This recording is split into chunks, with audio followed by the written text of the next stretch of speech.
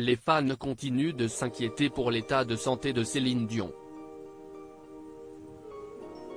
Alors que la chanteuse fait l'objet de nombreuses rumeurs, elle est probablement cloîtrée dans sa résidence de Las Vegas.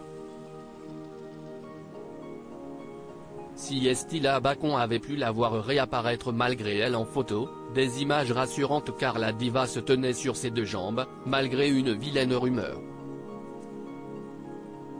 Si Esti dans le Nevada qu'elle s'est construit un havre de paix la gardant éloignée du reste du monde.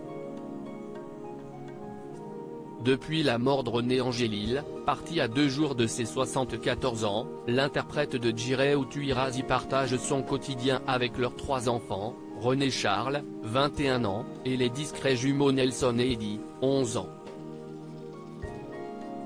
Depuis le début des années 2000, Céline Dion a posé ses valises à Las Vegas après avoir quitté la Floride.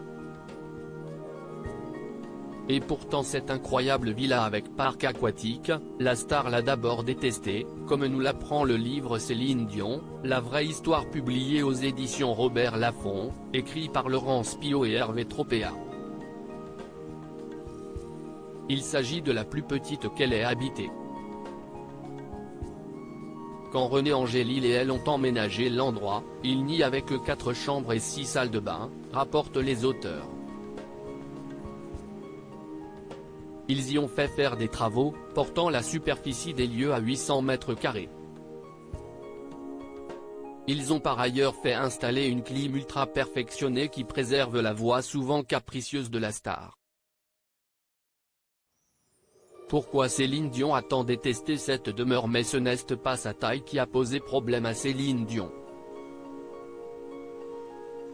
Si elle a d'abord détesté cette demeure, si est-il parce qu'il y fait si chaud que les enfants ne peuvent même pas faire du vélo dehors.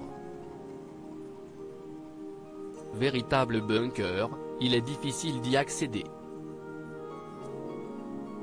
La villa fait en effet partie d'un groupe de somptueuses propriétés, véritable paradis pour milliardaires baptisé South Shore.